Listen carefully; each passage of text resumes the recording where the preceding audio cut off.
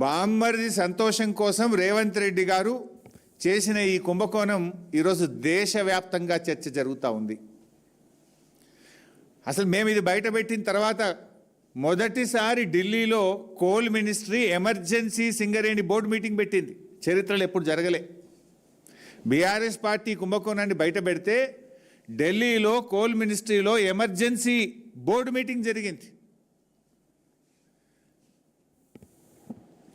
ఇవాళ తెలంగాణ ప్రతిష్టకు మచ్చ వచ్చే పరిస్థితి వచ్చింది. తెలంగాణ అంటే ఒకప్పుడు పారదర్శకతకు, పనికి, నైతిక విలువలకు ఒక గొప్ప పేరుండే. కానీ రేవంత్ రెడ్డి చేసిన ఈ బొగ్గు స్కామ్ వల్ల తెలంగాణ ప్రతిష్టకు మసకబారే పరిస్థితి ఏర్పడ్డది. గతంలో మీ అందరికీ గుర్తే ఉంది, యూపీఏ ప్రభుత్వంలో కూడా ఒక కోల్ స్కామ్ జరిగింది.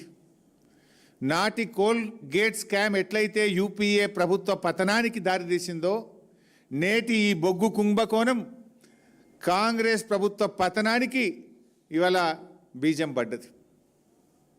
నాటి యూపీఏ కోల్గేట్ స్కామ్ దాదాపు 1,80,000 కోట్ల స్కామ్ ఆ రోజు మొత్తం దేశాన్ని కుదిపింది.